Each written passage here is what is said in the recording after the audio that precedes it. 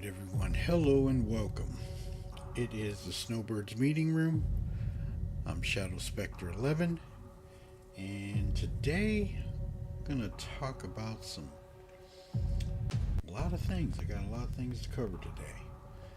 The Idris event, the ISC, the SCL, and the Roadmap Roundup, patch notes, all sorts of things today. So, I hope you all are having a wonderful Sunday and hope you all had a very good weekend so far. And I hope Saturday night was really good.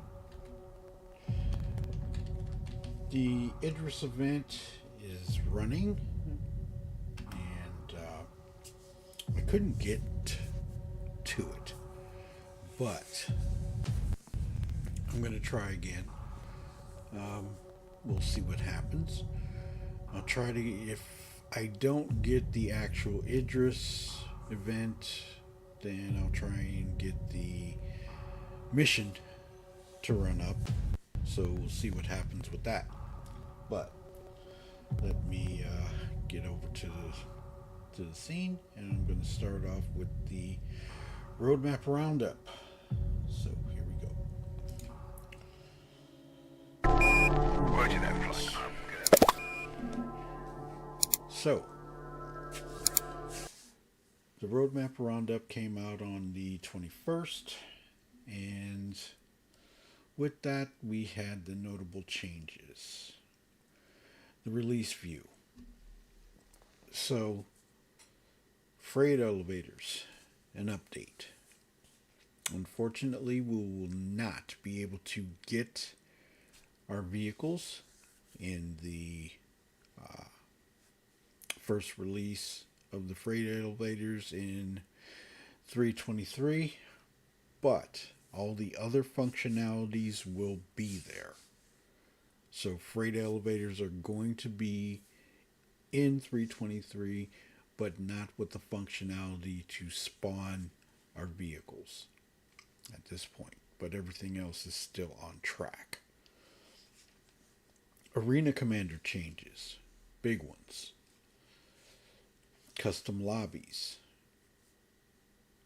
Engineering experimental mode.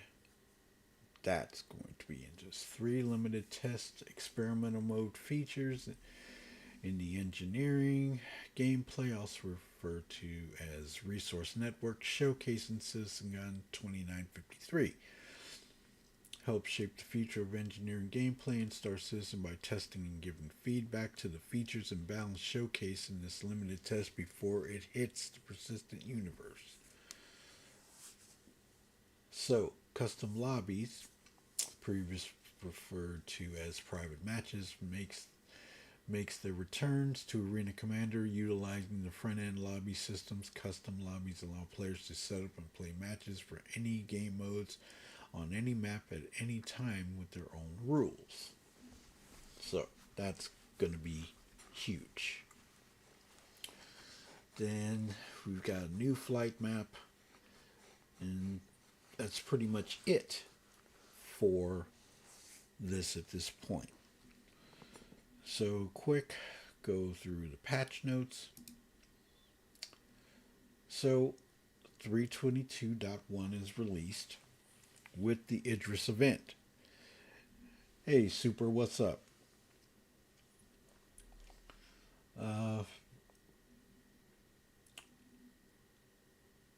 22.1 has been released. We still have known issues.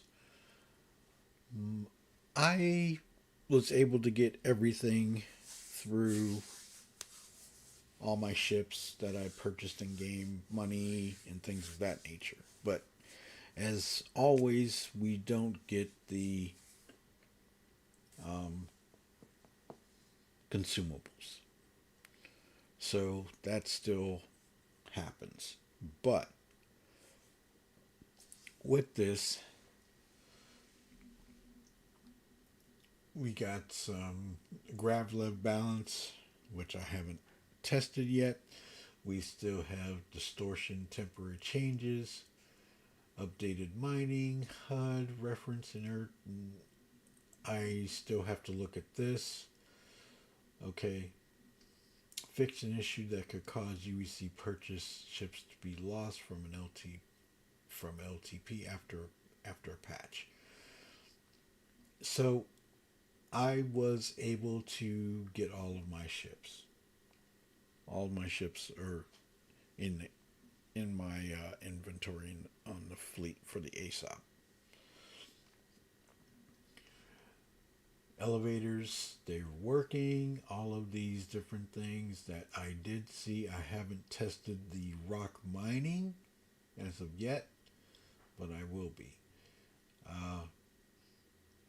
Pretty much everything that you see here is working so far. I have not seen a major issue. I will check the issue with the reclaimer bridge to fill up with fog when quantum traveling. So I will find out what's going on with that as well. Um, that's pretty much it for this. Now, the Idris event is running as we know. And what I'd like to see activated is the Xeno threat um, event, but that's not going to come just yet. We'll see what happens with that. So that's pretty much with the patch notes. Now, after the master modes ISC, there was a big thing going on Spectrum. And I don't frequent Spectrum that often, but when I saw this post, I posted it in the Snowbirds Warbirds Discord server. And this was a very, very big discussion. So, I'm going to take a look at this. Okay, this was sent by Catman 1968 at Yogi Clat. In your own words, in the MMISC video does not describe the same game that CR pitched to us. Okay? And Yogi does respond. When we do recordings, we have a limited time slot of about 60 minutes to get all the recording takes. For me, as somebody who does not do this every day, it comes with a certain level of anxiety. I'm a dev, not a moderator. So having multiple cameras in my face is probably not something I will ever get used to easily. That also means I cannot take long to formulate what I have to say. So sure, I have misspoken when I said SC is a space combat game, but we all know that Star Citizen is more than space combat. You will find exact quotes from me on Spectrum if you search. But really, it's just me talking about my work as somebody who deals with flight experience and space combat on a daily basis. So please do not overanalyze what I say. I speak only for the area for which I am responsible for, not the entirety of the game. Very good point. The core message is there's a big push to streamline the combat and flight experience for everyone. The combat can happen to you anywhere in the verse in any ship. So that means that all ships need to be placed in balance, a scheme that is consistent across the game. That's what this segment was about, nothing else. Okay. Hey, what's up, Joker? And with this, Rich. Now, this is a CIG senior developer, I believe. Let me get with that. Let me make sure that I have the right thing. Because he did say something about this, and it was really good, and I appreciate this man saying this because a lot of people were saying that the game is going towards more. Hey, what's up? Um, that it was going towards uh, combat only, and this is Richard Tier. I forgive me if I butcher his name. Senior game director. So this is what he says here. Hey, first off, so I would like to thank Yogi for taking his time out of development to actually go on ISC and talk about his work, and for the fantastic job he's doing. I know firsthand because I'm always asking him for things. Secondly, I want to quickly address the feeling that SC is all about combat and nothing else. As someone who is responsible for the big picture, I want to personally reassure all citizens out there that combat is just one facet of the game we are making. I know all the features that are currently in development, and we spend a huge time on things that are nothing to do with combat.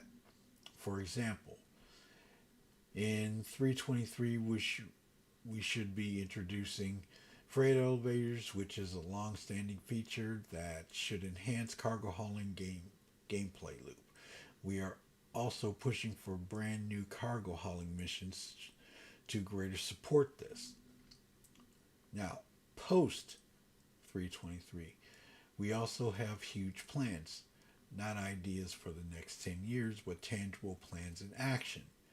We talked about at CitizenCon, which will involve lots of non-combat gameplay loops, like base building and crafting that will unlock further missions and loops like research for crafting blueprints, exploration, scanning, excavation of materials both in space and on planets, etc., etc. Not even including the dynamic economy, the quantum simulation. And then also in regards to PvE and PvP, again, rest assured that the plan includes systems like Stanton being heavily policed with swift retribution for criminals and shield technology that will protect landing zones and stations. This does not mean criminality cannot happen, but the risks should be great. Then we will have systems that are lawless, like Pyro, and those systems will offer greater rewards for traders, haulers, but an increased risk to piracy. All of these systems will come into the game. We also have some dedicated gameplay just for PvP players in lawless systems, but that's for another time. I also I also know our community can react to what you can see from us, so hopefully this post gives you a little more insight to the bigger picture at hand. So this was good. I was very happy to see this, that this man actually said this in rebuttal of what was posted on Spectrum. This was good. This was gave me more of a perspective on what we've been seeing lately. We've been seeing a lot of the commercials where it's all about combat and things like that. And this brings more um, perspective to what Star Citizen is. It's not just combat, there's more to it. It's just that they're focusing on this to get this balanced so the other gameplay loops can be refined. That's how I see it. And I'm glad this came out in Spectrum. So, moving on, the Idris event. So, As we know, CitizenCon is coming up. They saved the date, and it is going to be.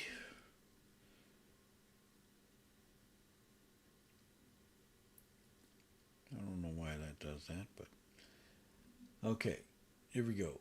The 19th and the 20th of 2024. It is going to be in Manchester, and there will be an event before CitizenCon. So on the 18th, there will be a small event. It's limited availability. Okay? So, CitizenCon, big thing. Big thing.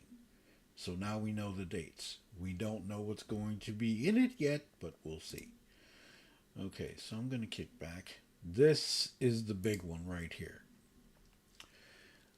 This week, till the 27th, you have a chance to get on an Idris and see the interior.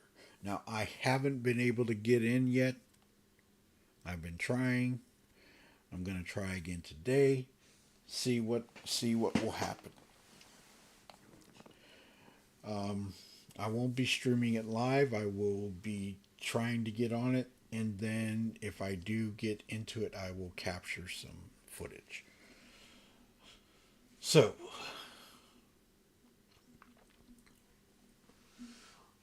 also a lot of talk on the divided room of master modes. People are complaining about severely diminishing individual flags, experience.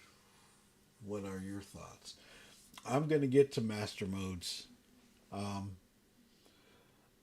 To me, master modes, I enjoy master modes. I think it's a good thing. It gives you the option, okay? A lot of people were, when they first started talking about master modes before, people were saying, well, there was a lot of speculation on it, a lot of things. And me, I like to put my hands on it so I can get the feel for it, give me an idea of what I feel for it.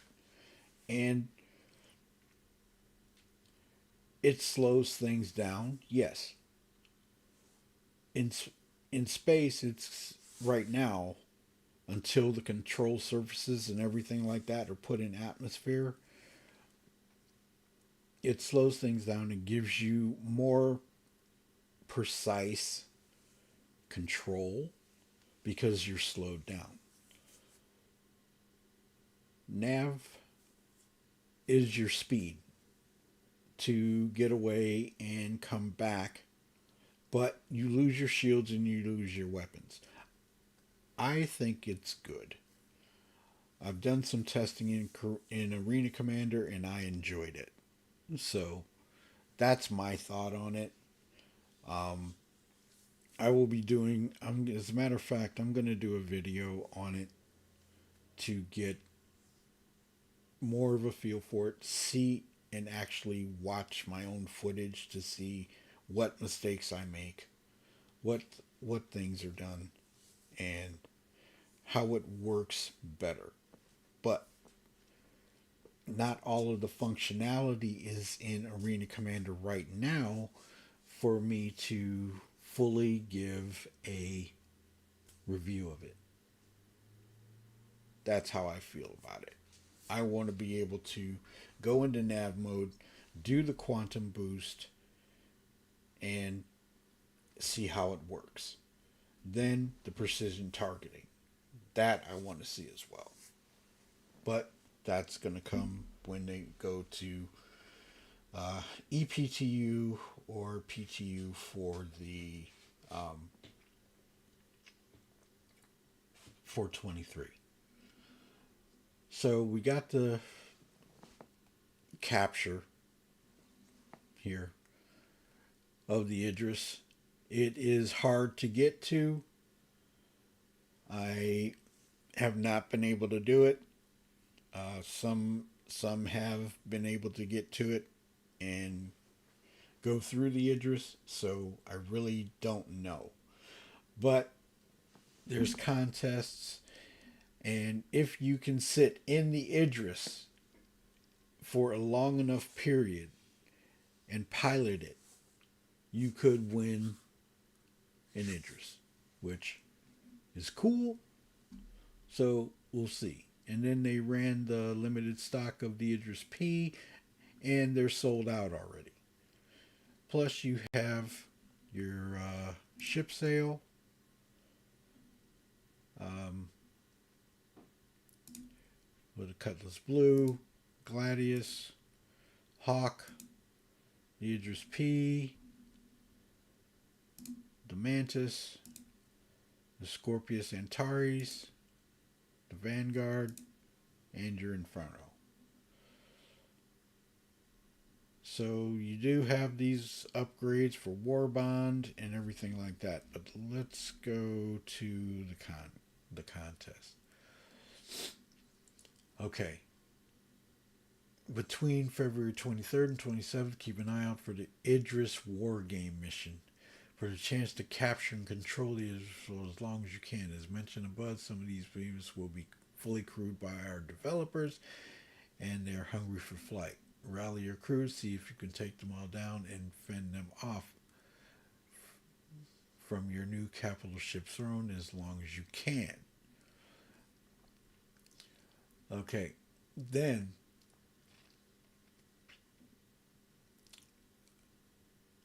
last October we had a blast engaging with you in an epic chase to secure the Anvil F-8C Lightning. So we get into the midst of what promises to be Star Citizen's biggest year as we head back into the verse with a bang.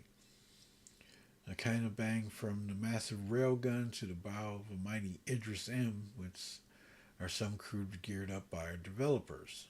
Okay? So you have a chance to win this if you sit in the seat. And there's also like I said, the community contest, and then you can see the contest details. And so, a video contest, okay, and stuff like that. Winning conditions, the quality, creativity, and rule adherence. The submission period will end on March 6th. Okay. And first place is Idris M. Second place is Redeemer with LTI. Okay. And then the Gladius is the third place. The Redeemer second place. So you have a chance to win it. If I can get footage of it and be on the ship in the pilot seat, if I can get 10 seconds, that would be cool. But we'll see what happens. So from there, I'm going to go to this. It's a review of the ship. Now, I've done this a little before.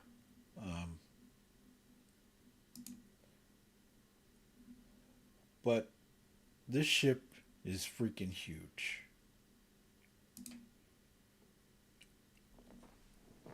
They took a lot of time doing this. And there is a guy that this was pitched in 2013.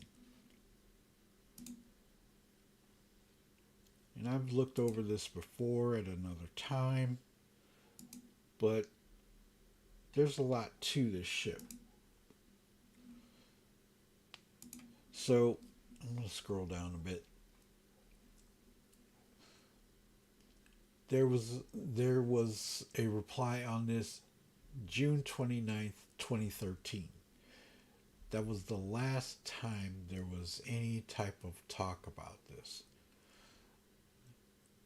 All on June all in 2013. So you don't see this page very often. And then you've got the pledge. You see your variants, the Idris M and the Idris P. So there's differences in the ship. And the larger than a bomber, but smaller than a ship of the line. Frigates occupy an interesting space in the pantheon of warships. While they lack heavy armor and capital weaponry over cruiser frigates are more maneuverable and highly configurable. That's the Idris M. The P, a Mark II Peacekeeper variant developed for the UE Patrol Service, the Idris P strips the standard ship-to-ship gun and spiral mount in favor of additional cargo capacity and superior speed. So, that's what we got on that one. And let's go to the P details page real quick. So, all of this, there's different variants of the ship. So, and you can find information on it in the Galactopedia. There's not a whole lot about the ship, but it's there for everyone to see.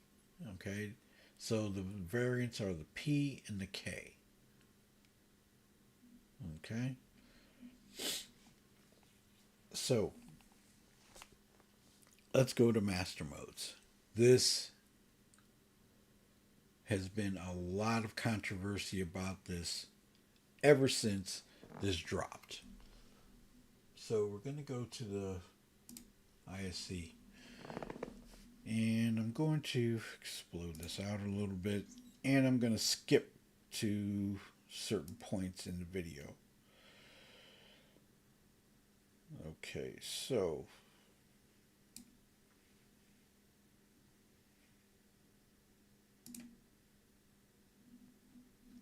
oops.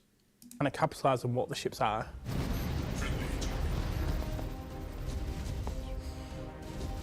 Basically, master modes are a new game feature that change all the combat experience inside the game. So you have a mode for fighting in and a mode for flying from place to place in. A rework of the flight and combat system to essentially try and solve a lot of the problems that players have had with the flight experience. You can decide if you want to be in full combat mode, or you're just in transit, or you want to get out of a situation as quick as possible. And that's the difference. So, a lot of the PvPers are, how can I put it? The fight or flight, you have your choice. In nav mode, you're going to be in quantum. You have no shields, you have no weapons. You can still be quantum snared. So you have to switch back to SCM, standard combat mode, and deal with who's ever snaring you. Cargo ships, they are going to have to make the decision. Fight or flight, they got to make a decision quick. I just feel that it's going to get to the point where you're going to have to make a decision. Do you want escorts or do you want to go it alone? That's up to you. I have flown in master modes in Arena Commander. But like I say, we don't have the precision targeting and we don't have the quantum boost to test. And I would like to get those before I really make a master decision on how I feel about it. But I'm gonna play this some more. Master mode is the thing that makes ship combat exciting and making sure that the ships that you have in the game perform in the roles that we have envisioned for them. We on that next level. I hate commercials.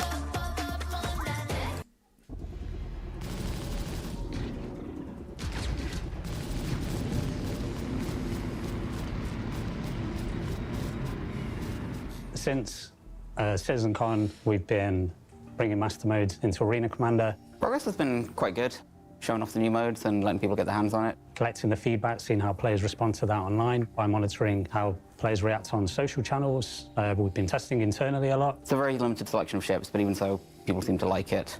So we've taken that feedback and carried on making progress and adapting it all to the rest of the ships as well. We've been watching how players play the game, monitoring analytics, putting This is what I would like to see, okay? In AC right now, when you test master modes, you don't get this right here. This is what you don't get. And for me, to be able to see the box around the target gives me to actually see it. Yeah, it's red right now. It needs to be a little bit brighter in certain areas, especially when there's background light, like in certain areas in the game, certain maps and stuff like that. I enjoy it. I think it's a lot of fun. It gives me more of a perspective of how things are going to be done in the game, in flight. There is, like I say, there's a lot of PvPers in that saying it's taking away from them and all this type of stuff. I don't think so, but that's my opinion. So it all together and sharing it with the devs who need to see it. see what I mean here? This should change color. This right here should change color because of the lighting. And we know the HUD needs to have a color change as well. How the hell do you go about converting 200 chips to vehicles? Unfortunately, there's only really one way to do it, and that's to not get too intimidated by the number. A team effort. We're just cracking through it, really. The difficult part, of course, especially as a designer, is try to understand the new game dynamics that the game system creates, especially in an environment like the PU, and then try to being able to deliver the proper game experience for every ship with a different tuning. And that's quite difficult, but that's also what is really interesting about bringing up a new feature. So we're moving each individual ship into an archetype, and we're going to rebalance that ship to the archetype as a starting point. And then basically, once that's complete, we're going to add the individuality into each ship. Each ship has been given a full refresh, and we've looked at every ship in the game, assigned them a base archetype so that you know what you're getting into from the get-go.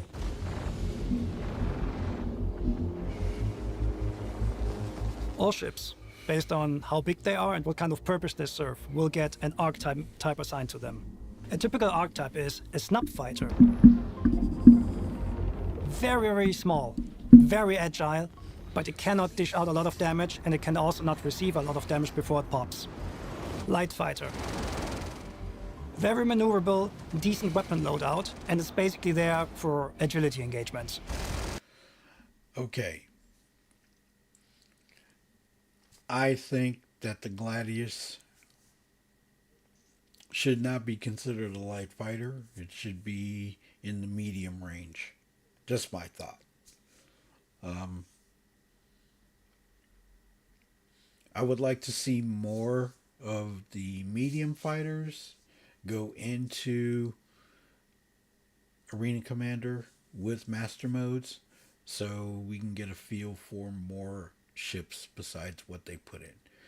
They put the Hammerhead in there with master modes, the Constellation. Hey, Brian. Welcome. I just would like to see more than what they're showing and what they put on there, but that'll come. We'll see. Once we get it in the EPTU or the PTU, and we have master modes in our hand with quantum boost and the precision targeting, I'll feel a whole lot better about it because I'll have my hands on it.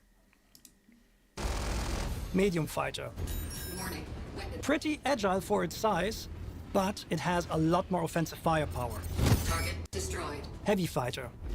They don't maneuver well, but when you happen to be at the front of them, you can die very, very fast.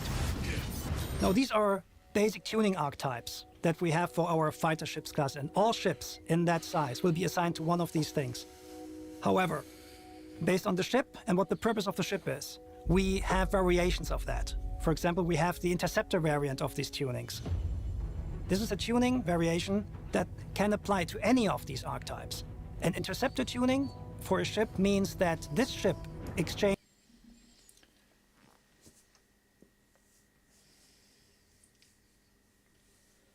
If they classify them like that, they will make each ship in that class fly exactly the same, depending on its class. Light, medium, heavy, and cap. True, but as you know, each ship has its flight characteristics. So just because they're putting in the master modes doesn't mean that the flight characteristics will totally change. Now that's just my thought, though.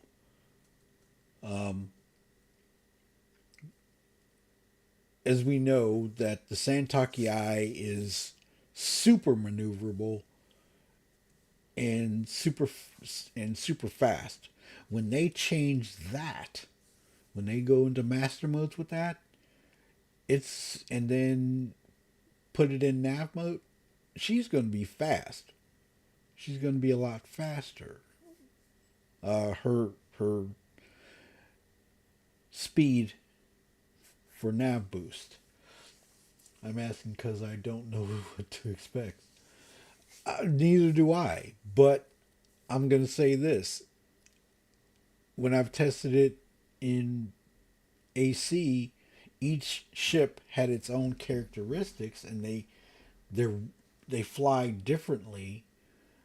But you know how certain ships can't turn with high speed?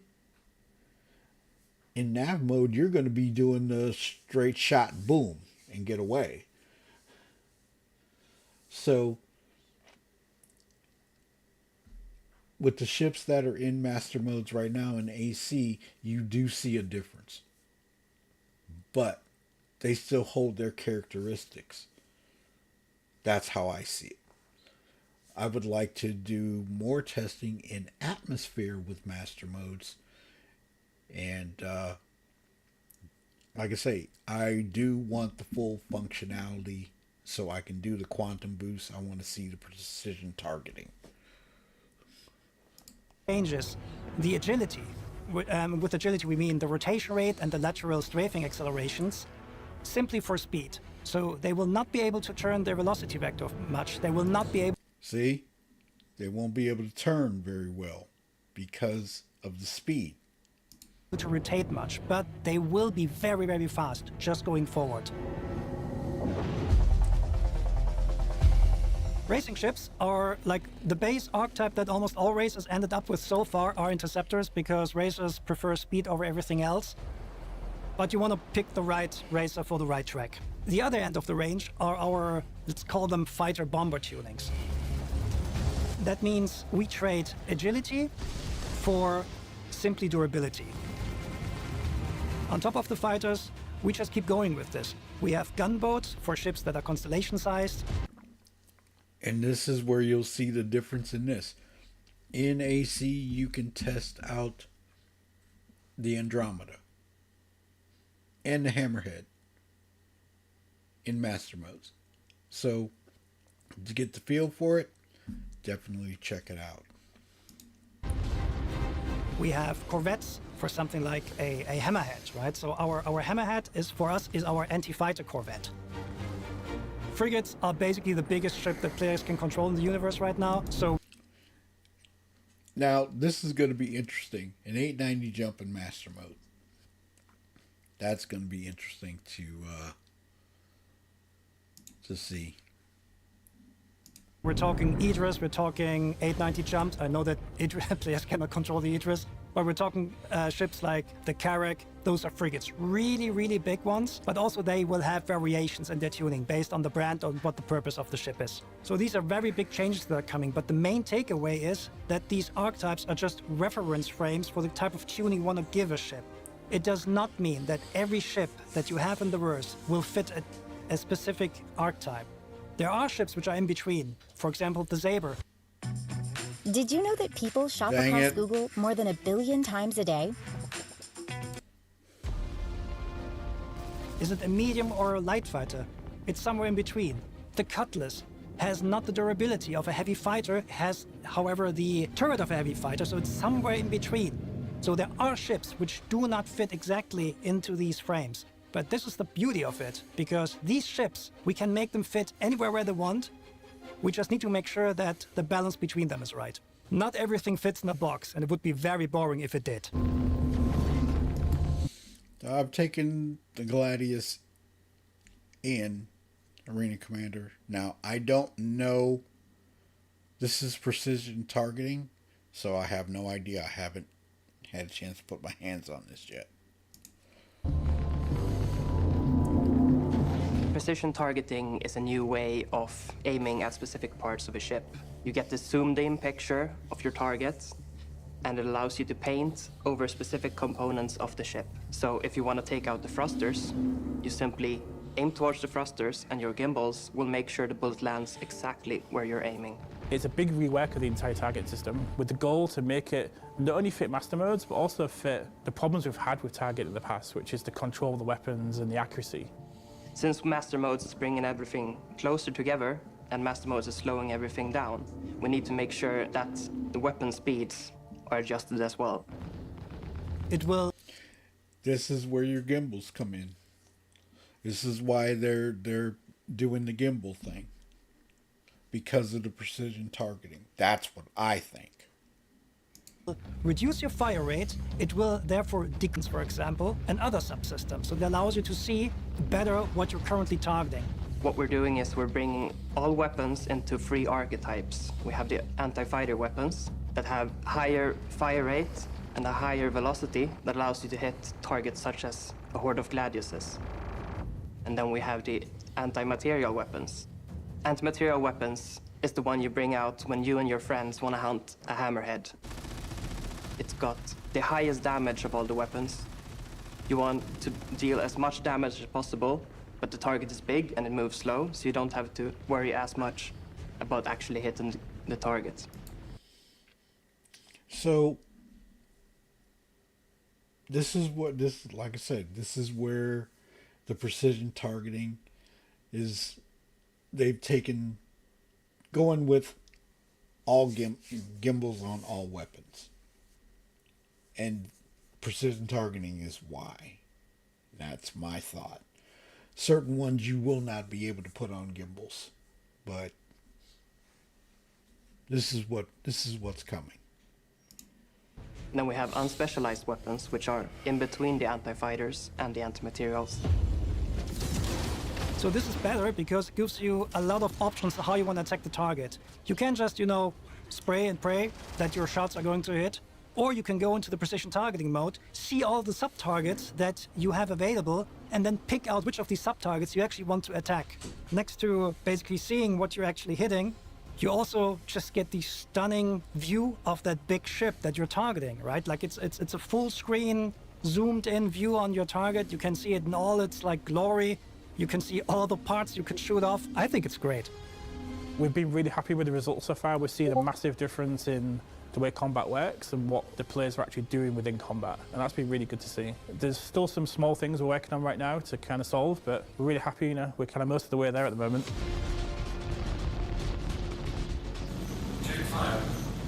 The next big thing that the new aiming system has is the removal of the so-called N-1 system. That means that when you have a gimbal attached to a ship, the weapon attached to the gimbal goes down one size.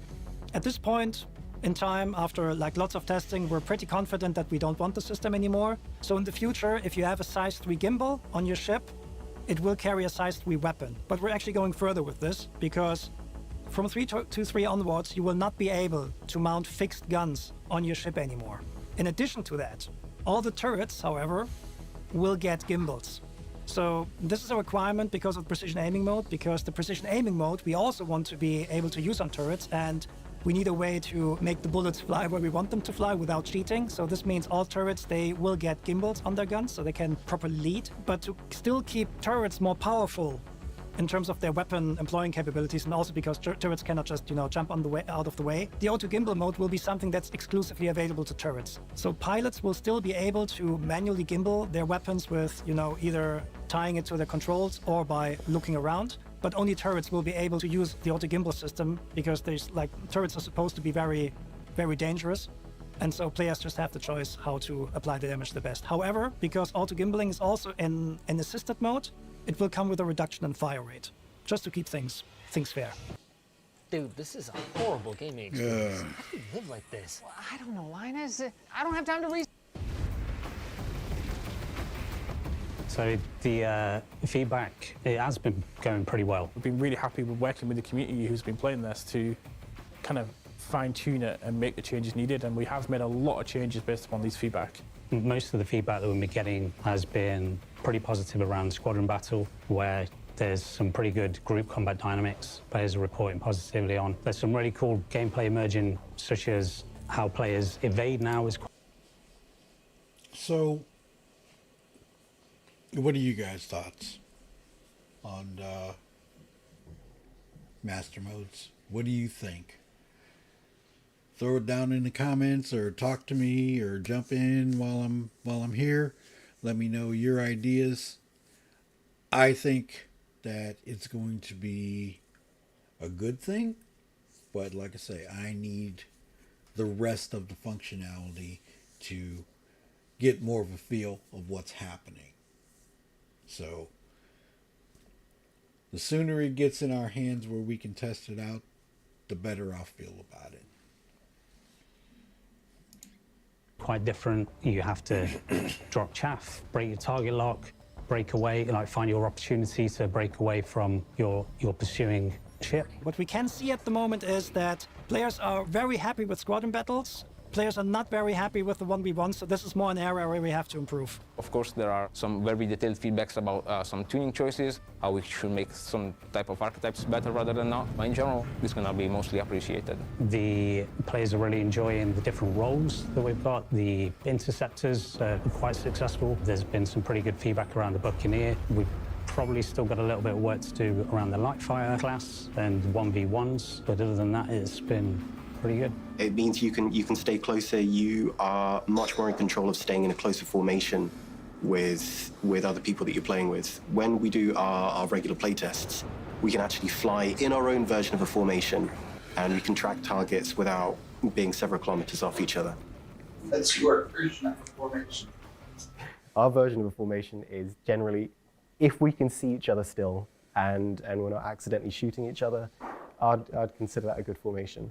I'm not sure that's the textbook definition of formation. I can see you and not crash into you. That's not a formation, Josh.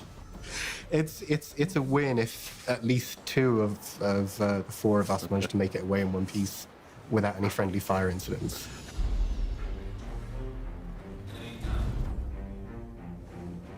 So the thing that excites me the most about Master Modes is if you just watch the footage of players dogfighting at the minute, you can really see how close all of those ships are, and it just feels so much more cinematic. It's really about the foundation of the whole flight experience moving forward. Well, I agree. I agree with you, Shay. Like I said, I've done a lot of testing with it. I've played it a lot. And yeah, it does slow things down. And you're still fast enough. You still do that initial engagement. You joust. you joust on the initial engagement.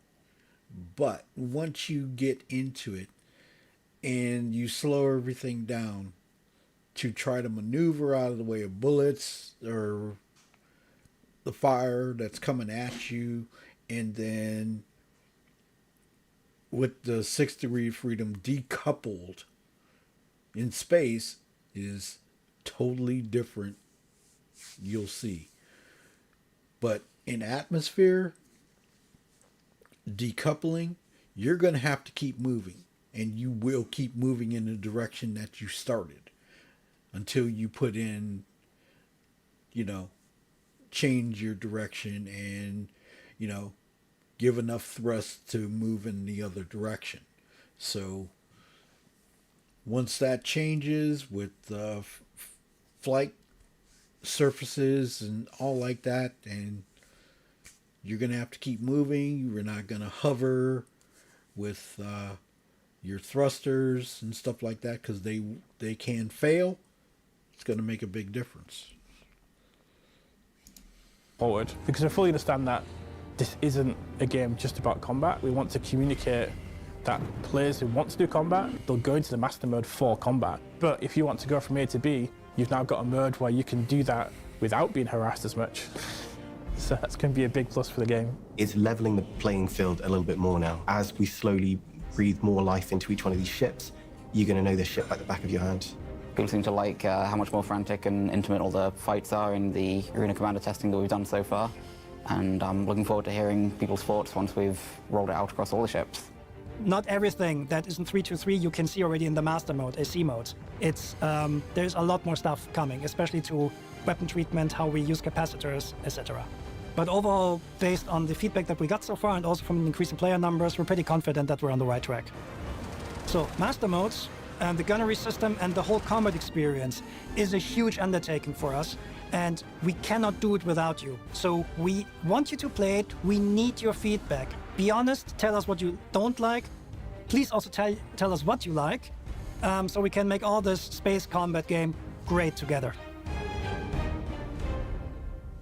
So what did we learn this week? Okay, so that's the Master Modes episode. It's going to take a minute for them to get this out to us, but like I say, I want to put my hands on precision targeting and the quantum boost to give a full idea of what happens. That's how I see it. Okay, so from there, I'm going to go into the SC Live. This was about distribution centers. The questions and answers. This was good. It's only 15 minutes because they broke it in half. But I liked what they said. So, I'm going to go into that. And here we go. Star Citizen Live, our weekly behind-the-scenes discussion with developers about the making of Star Citizen and Squadron 42. I'm your host, Posh Jared Huckabee. I'm going to get to the first. It's introducing themselves and go a little bit farther. There's this thing in development called the product owner. It's the person that's just kind of like, if somebody else isn't around, ask this person, and if a decision has to be made real quickly, go with what this person says until we can all think about it. Are you the product owner for distribution? I am the product owner for DCs. Be right back. We've never talked about this role, this product owner role, on the show before. What did I get it right? Is there something I left out about what a product owner does? Yeah, it's a. Is there someone I can speak to about DCs, and they're not on my direct team? The message gets passed on, my name gets passed to them, and then they come into my inbox or on Teams or what have you, and then I have to try and answer whatever question they have. And then at that point, if I can't answer it, I can at least recommend people to go to. But I know the location names, I know what's at each location, I'm the know-it-all to some degree for DCs. which is quite good because, you know, I'm quite, you know, reactive in, I suppose, conversation. When stuff needs figuring out quickly, I know where the problem is. But it also means that I have a lot of information in my brain about this thing, and then once it goes out, I can forget all of that. I was going to say, keep digging, John. It was just, yeah, it's the minute it goes out, patch goes out, it's like, okay, on to the next thing. And well, I should update the confluence and then, gosh, I don't think I've seen an updated confluence since 2014, but. All right, so today's show is a Q&A show. That's where we basically put a thread up on Spectrum, which is our bespoke communications platform available at robertspacindustries.com. We let you submit your questions and then vote up on which ones you wanted to see answered the most. I let John and James collect the questions that they felt they were most capable of answering. As always, some questions just don't have answers at certain points in development. You know, we like to call it, that's a problem for future us and whatever, but we did collect the questions that we felt we could answer today, and so we'll jump into those. So right off the bat, here's a pretty. I like the contentious attitude in this. I'm going to try to read this the way I think this was written. Are these going to be just another copy paste like we have seen with bunkers, or can we expect to see actual variety in the building designs? Step into Wix Studio, the web platform for agencies and enterprises. yes, I'll take that one. Sorry about that. I had to step away for a hot second. Yeah, it's going to be different. Where they are on the on planets, they're next to, you know, interesting features. So hopefully you'll get a recognition of, oh, this is the place on Stanton 1 because it's next to this lovely sea and the sun never goes down. Oh, I know the one you're talking about. I'll meet you there, type of thing, which will be, you know, something that we actually thought about rather than just going one here, one here, one here. You said Stanton. What was your favorite commercial? Yes. Yeah. Yes, sorry. No, there's this thing. You know, here's a little actual behind-the-scenes truth stuff. None of the developers here, there's 1100, 1200, actually know the names of the planets. They all refer to them as Stanton 1, Stanton 1B, Stanton 2, Stanton 3, and it's like I have spent. Jared. In 323, I think there's approximately 13-ish, 13 of ish. So they're saying 13 different distribution centers on Microtech and Hurston. They're not on the moons yet, so ArcCorp, and we know Crusader can't have one, but ArcCorp will not have it either. So I'm hoping that ArcCorp gets a rework like Lorville did, but that's a whole planet. So we'll see what happens with that. Where are they going? Is it just planets? Is it planets and moons? So in this initial release, it will just be planets. We've considered having them on moons, but due to time constraints, we won't be releasing initially on moons. This is just because we need, well, I believe that the wings should be different when you're in a, what's it, like an airless atmosphere. Right. You know, the way you're interacting with cargo and moving things around in zero G is going to be different to when you're in gravity. So because we don't have those things yet, we won't be releasing them yet. But so for the moment, for this release, planets only. Right, and when you say planets, I assume that we can take out Crusader and we can take out ArcCorp. Crusader because there is no surface that we can reach, and ArcCorp because it's not made in the same way that Hurston and Microtech. So these are 13 split amongst Hurston and Microtech for 323. Yeah. Okay. Can we expect missions at distribution centers to tie into other professions like salvage, mining, medical, etc., either in 323 or down the line in future patches? I think down the line, yeah, certainly. I think distribution centers are obviously an enormous location, and they needn't just stand alone on the surface. There's no reason why potentially in the future they could have outlying structures that supply them and house the people that work there. So they could be very large, and with a large population, there's a lot of scope for lots of different gameplay. So like salvaging, like mining, expanding the delivery missions and the hauling missions, so they have more variety, more scope. There's tons of stuff to do as well.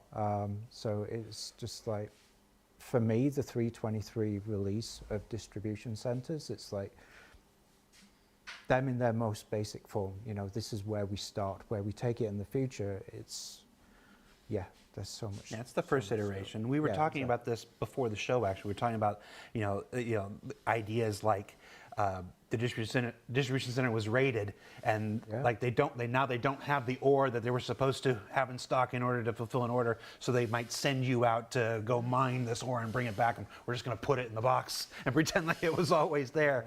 You know, or maybe the distribution center can crank out some kind of detritus, you know, not toxic waste, but some kind of refuse that then needs to be broken down. Like, hey, you know, we could sure use help. You know, go in the back and and using salvage, you know, break down all this, excess garbage that we're producing through whatever. It's like there's definitely opportunities to come up with additional mission types and have it tie into other professions in the future. But for 323, it's basically the four kind of areas we talked about. Can you remember what they were? Well, there's the hauling. That's the major one. They're distribution centers after all, so they tie into this new hauling loop. So you're taking massive quantities of cargo between different places. There's all the various, I'll be right what back. you might call the courier. I'm going to let like the this box play. delivery If you got missions, any thoughts, I'll get back with hoping you to as soon as I rework those somewhat. So come you're back. more Mr. of a Shadows FedEx driver than you go are to work, now. so I'll be back. So there's scope for those. There's scope for delivery missions. Just internally, these distribution centers are so large, you can have delivery missions just inside them, like taking the cargo from, let's say, the storage room to the warehouse to the freight terminal to like a little base, like on the perimeters of the center. So there's tons and tons of scope for just, moving stuff around, distributing stuff within the center, you might say. Oh, you said the word. Yeah, I think there's a lot of focus right now on combat and stuff, not just with distribution centers and the missions, but master modes and stuff like this. This happens naturally, but 323 is, there's no secret. This is the patch where we bring a whole bunch of stuff from Squadron over and bring it into the PU. And I don't think I'm telling any tales out of school to say that a lot of Squadron is very combat, focused. So a lot of these features are going to be very combat focused. Big questions, after yesterday's Master Modes episode, we knew they were coming. So, how does this apply to non-combat ships? There is a healthy and a vibrant and I think very, I don't know, thirsty is not the right word since that has a different connotation, but very hungry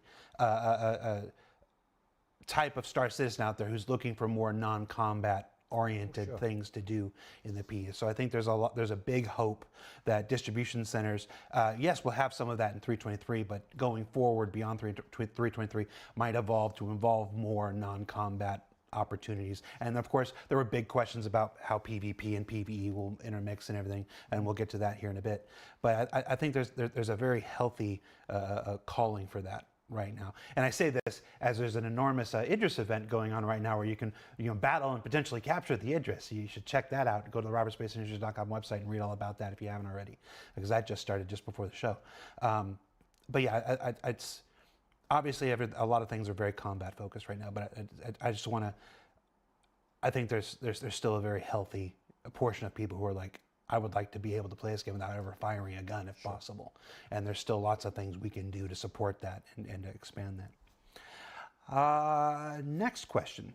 I had never thought about this, but this is kind of obvious.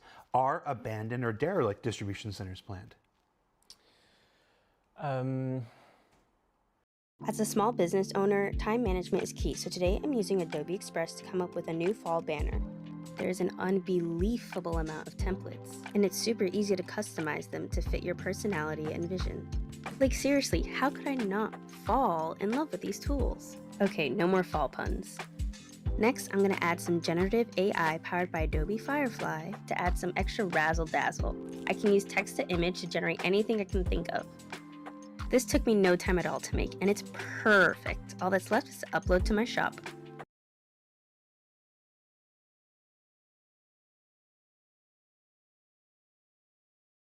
Want to make the switch to Shopify? Here's how to do it in a few easy steps. Sign up for a free trial at shopify.com and download one of our top-rated migration apps from the Shopify App Store. All of your important content and data, we're talking products, customers, order history, blogs, will be imported into your Shopify store. You're probably thinking, okay, now I have to redesign my store? Shopify has tons of customizable, no-code themes that let you express your brand your way. Then it's on to selecting shipping options and setting up Shopify payments so you can get paid. All right, now the only thing left to do is connect your domain and launch your store.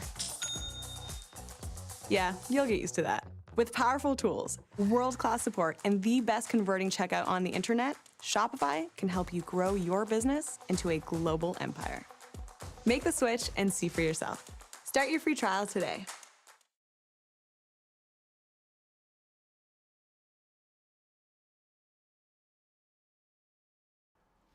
Not at the moment, but I think going on the fact that there are rundown or abandoned versions of other locations, there's no reason why we couldn't have versions of the DCs which were in the same category. Yeah. And then you could then have DCs in like pirate systems like Pyro, for example, where they are kind of up for, maybe it's a bit of a capture the flag type episode on it, but with players, that would be quite cool to have.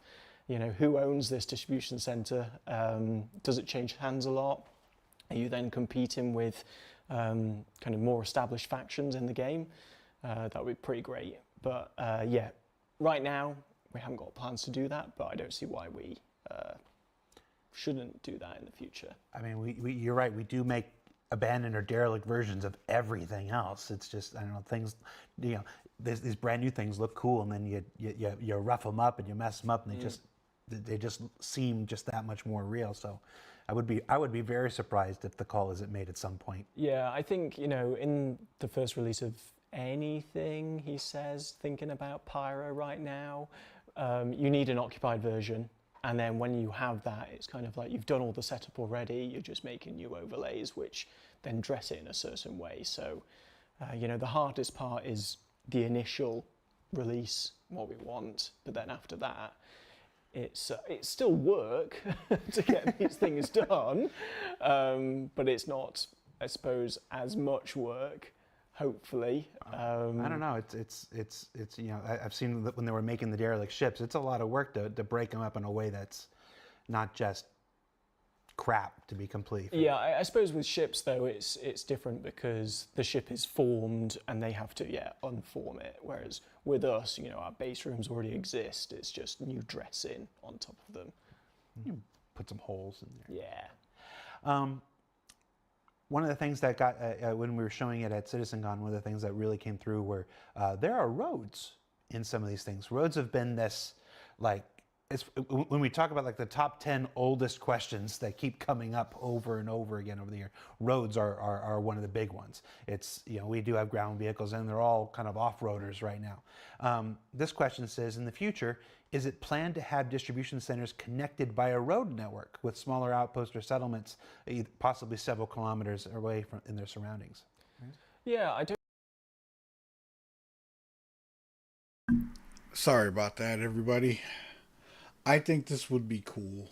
I missed some of the questions because Miss Shadow had to leave. With the roads, I think the roads would be really cool between them, so you could drive your STV or whatever vehicle from one place to another. And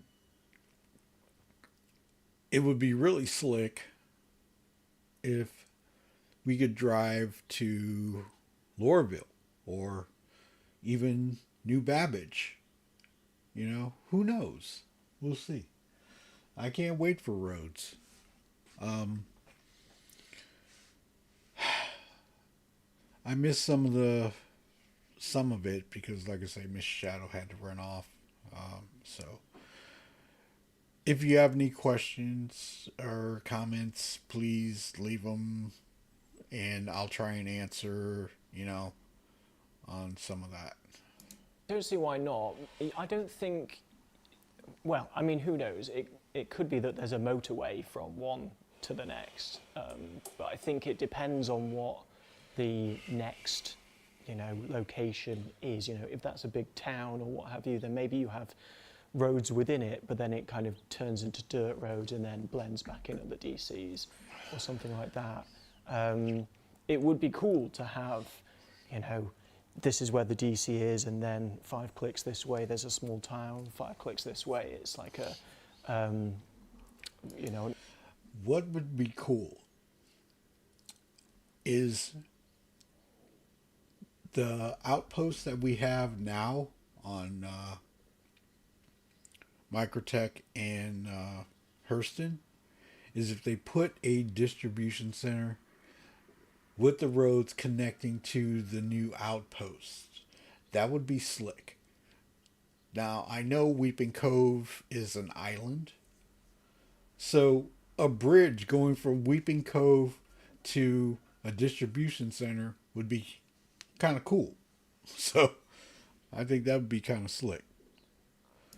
An ore depository or something, and then you've got a kind of a link there to, you could just spend your time just going between the 3 places, grabbing the cash, as it were. But yeah, I don't see why not in the future to have roads. It was interesting, when I did the presentation at CitizenCon, yeah, got a big woo for roads, and I was kind of like, okay, didn't know this was a thing. So I'm looking forward to when people, start doing more races, and you actually then have to go through, maybe you have to go into the, oh wait, hold on, no, Sam said don't get vehicles in there.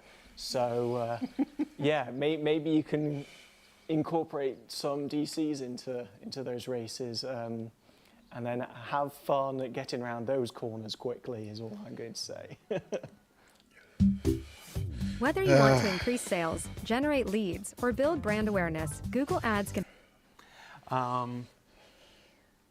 Next question here is a bit farther out for stuff, but we'll ask it and see what we get. Will the distribution centers ever be able to be operated and or held by organizations? Oh, I mean, in the future, I think, yeah, there's definitely opportunity for that. You could have it so that the organization that operates it is just the initial owner of the location, and then really it could potentially just come down to manpower, who can actually defend it. Who owns it is just like, well, who's got the biggest gun? Yeah, I think if I can, when they talk about operate, though, I mean like. What do you guys think? If we could take over a distribution center and hold it and get the profits from it, that would be interesting. Like generate missions or I see. Besides just I want to hold this and nobody else can have it. Yeah. Is there room here for the idea that these might be operable? These might benefit an organization. I think, I mean, one thing that the resource network might eventually lead into is the opportunity to generate stuff. The distribution center, it could, for example, if it's a Greycat distribution center, it could potentially manufacture things. There's no reason why not.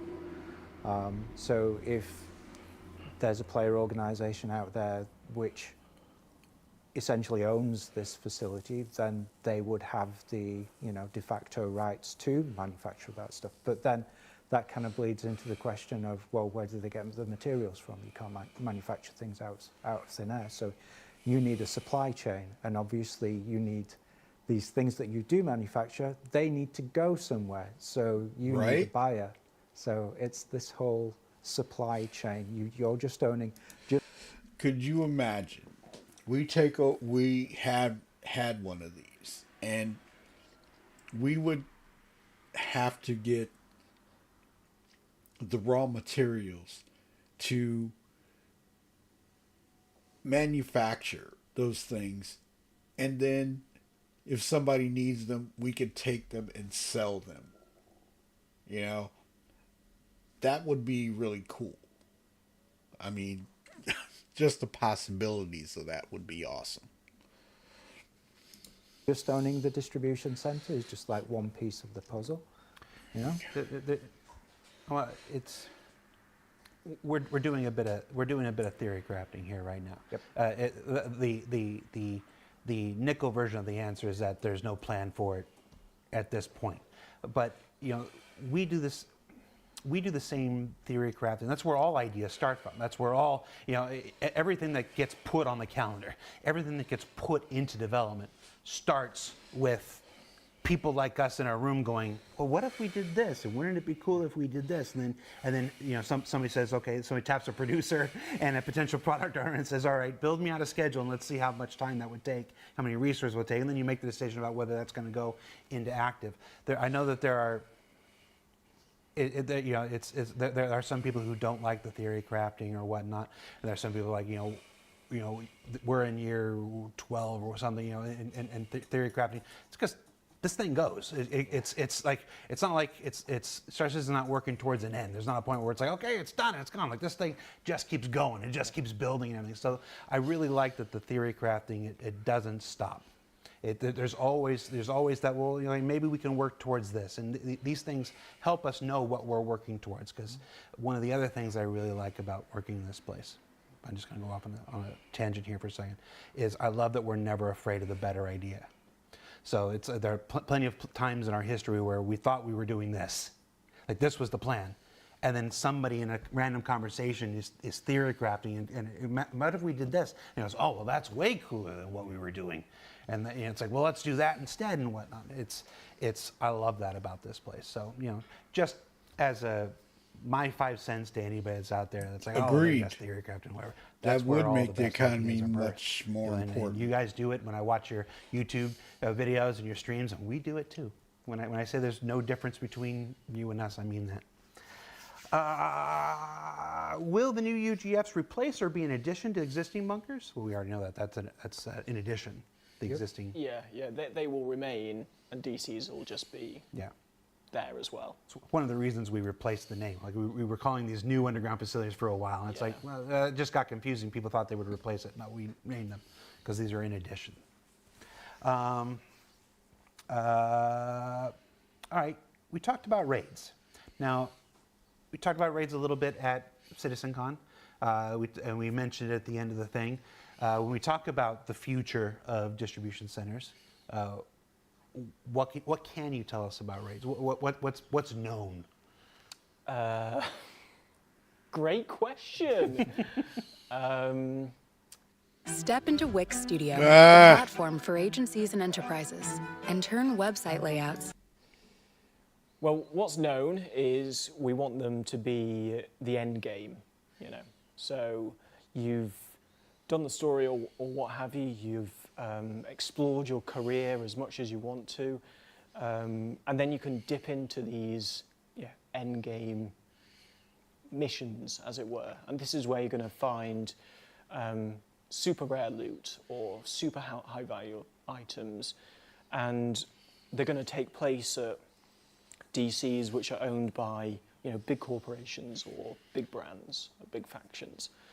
And we, like you said before, it was they were the new UGFs, underground facilities, and we still have the idea of, some of them, they do go underground, and that's where the raid takes place. So not only do you have to, fight your way through the airspace of the DC, then realise it's too hot, so land, get your ground vehicles out and approach on foot. you've got to get into the thing and then down into the raid. So they're going to be difficult. They're going to be, expect you to be, A-game people going in. You have your squad all kitted out. Everyone has a role to play. When the resource network comes online, you're going to have to kind of work strategically. I can't really say long words, to try and get in, which is going to be great. And then, what happens when you're in there and reinforcements are getting called in, but you've disabled everything, so it's actually even harder for you to get out. We want it to be tough, but we also want you to be rewarded for doing them as well. So that's kind of the general overview that we want. We now have to go and do that. I was going to say, I want to be real clear. This is not a 2024 thing. Like anybody's, raids are not a 2024 thing. It's not on the calendar for 2024. And don't even ask me beyond that. It's like, what's the point? But there's this, as Star Citizen continues to develop, as we continue to harden the systems, and it becomes closer and closer to the game that we want it to be. We're going to continuously ask ourselves these MMO-related questions. Like we don't want every trapping of every MMO that you ever see out there. We're not trying to be every single game that ever wants. But there are certain tenets and there are certain tropes, if you will, of an MMO space that it's that interest us, that we like and stuff like this. And I can see us trying a few of them. I mean, organizations are just guilds by another name, and stuff like that. So it's not every MMO trope is bad. Some of them are expected. Some of them are frankly necessary to achieve the experience that we want. Raids will be an interesting experiment for us when that time comes, because we don't have health bar, the traditional, a lot of the traditional, class systems and stuff like that. So it'll be an interesting experiment when that time comes, and I'm looking forward to us trying it. Mm-hmm. Will it work? Will it not work? Yeah. Hey, maybe it's going to be a hover mode, maybe it's going to be a master mode. It's like you don't know. I like that we try things. So, but again, that's not a 2024 thing. Yeah, I think additionally to that is I've been harping on about how big these things are on the ground for quite a while, and I just don't think anyone realises how big they are. So I'm really looking forward to them going out and people going, oh, he was telling the truth this whole time.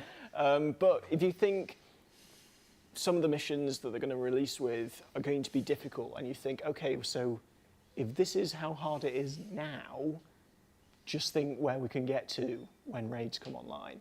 And you think it's big on the ground now, just think of the networks you're going to have to go through to conquer these raids. So just bear that in the back of your mind when these do go out. I'm partnering up with Adobe to show you guys some of the new features they just released in Adobe Express. In my videos, I've got to get rid of this commercials. So let's move into the big question before we lose your time here. A lot of folks, and we knew this. We knew this when we were filming it, and here it comes. This idea that PvE and PvP can meet in the same place. This obviously excites some people. Some people who are a bit more. What was the aggressive? The aggressive outlaw, unlawful player, kind of licks their chops at this idea, while the non-aggressive lawful player is like, "What? Yeah, are you dumb?" How do we go about that? How is this? How are these things going to merge? Not just in 3.23 and what we're doing. This is the big question. This is a big question. And in real life, you could encounter anything, right? So this is a good question. Going for 320, but long term, because obviously, I already know where this is going. All the systems in place are not going to be in place for 3.23. So talk to me about 3.23, and then we'll go long term. Okay. So I think the first thing to bear in mind about distribution centers is they're very varied, So some of them have, some of them will welcome players, some of them won't. But they're also varied in terms of level of security. So some of them will have security like at the lower end. If you imagine an extremely well-fortified bunker, that's like the lowest level of security for this distribution center. For the highest level of security, you're talking something alongside a rest stop, that kind of level. Lots and lots of turrets, probably a green zone, missile turrets as well. Yeah, they're going to be about as well fortified as we can make them for 323. Right, so in 323, there's 13 spread across Microtech and Hurston. Yeah. My understanding is that they come in kind of three flavors. Yeah, yeah. What are these 3 flavors? Okay, so and these aren't the visual thing. These are. This is what we're talking about: how to manage PvE and PvP. Yeah, this is the broad sort of gameplay kind of flavors. So we've got distribution centers which we're terming friendly, and on the opposite end of the scale, we've got distribution centers which are hostile.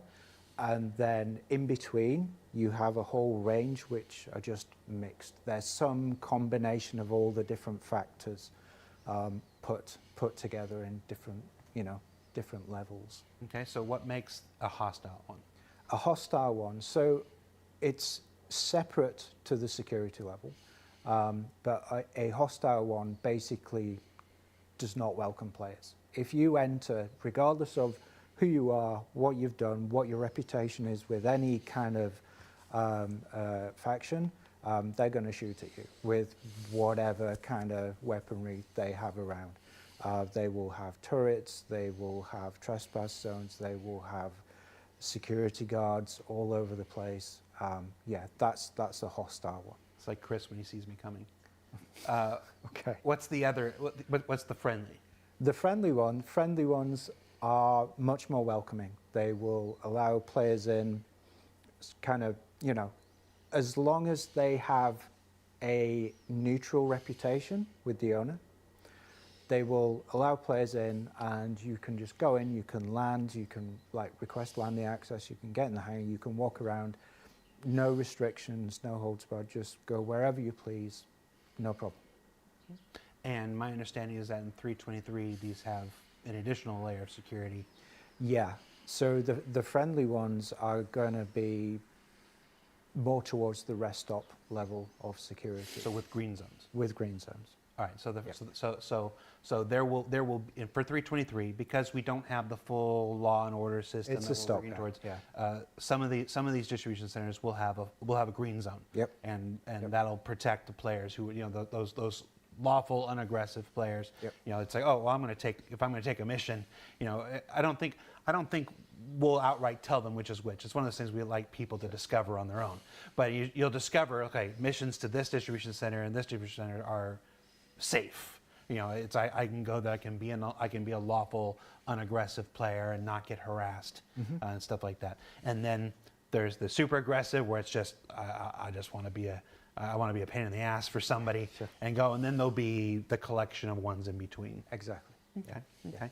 And that is, of course, until until the law and order system continues to evolve. Players saw it in the Pyro playground and stuff. Some of these stations were supposed to have faction-oriented NPC guards that are supposed to stop griefing and stuff. That's all part of this law and order system. That's still being developed and still coming online. Additional evolutions to the law system. You're involved in the law. Generally speaking, you're involved in the criminal. What's it called? The law system, the criminal criminality. What word am I looking for? I'll say it underworld. The system that determines whether you're a criminal or not. Justice? No, do we not have a name? I can't think of the name for it. Spacing right now. I'm sorry, guys. But this crime stat, the crime stat system. Yeah. Even that's going to evolve. To the point of having harder crime stats and crime stats that don't entirely wipe away and stuff. Yeah. Or you got rid of your crime stat, but there's a database that still remembers that you had one, and if you start getting too many of them, it's like, well, maybe you're just a permanent criminal. Yeah. Works. I think there's a drive to make it, make the security side quite more, how can I put it, robust in their pursuit of justice and quite more persistent in it. And once you once you are caught, to make the punishment more severe and fitting. So it's not flat. No.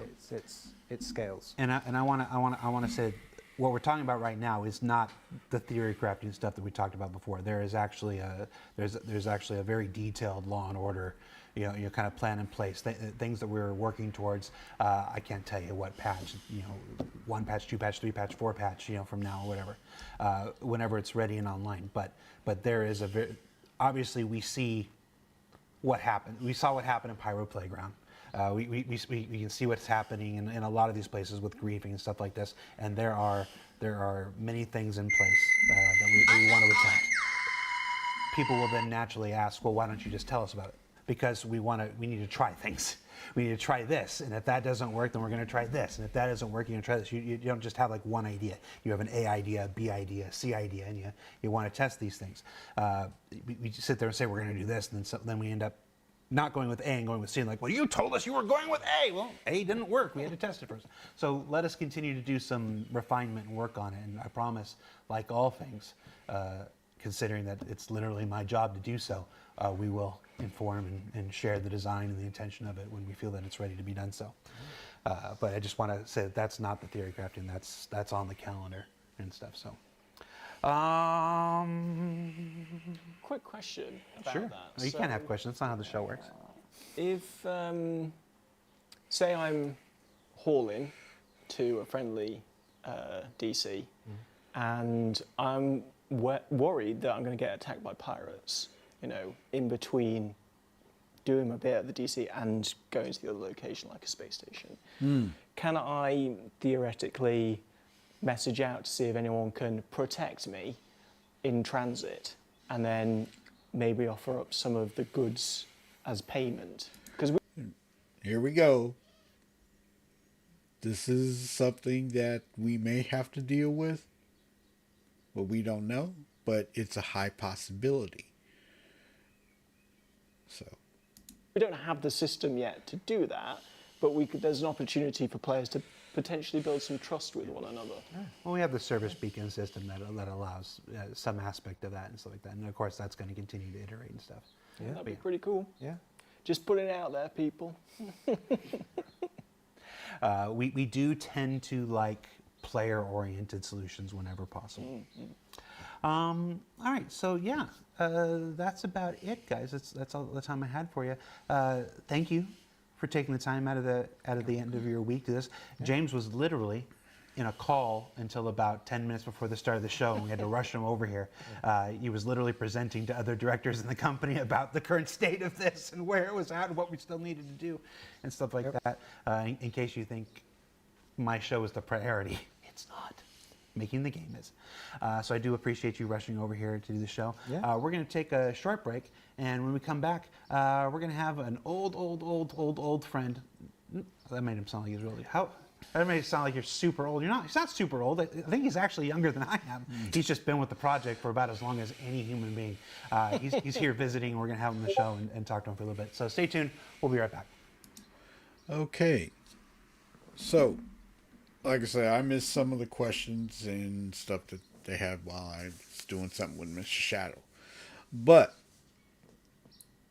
that's the Q&A on distribution centers. And we'll see how this works out with the PvE and PvP thing. The only way we'll know is to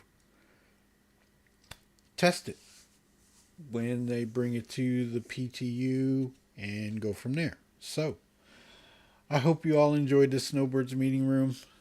Sorry I had to step away, but if you have any questions, comments, please feel free. Put them on the Discord or put them on my main channel, and I'll do my best to answer. I'm Shadow Spectre 11, and I hope you all enjoyed it. Take care, and see you next week.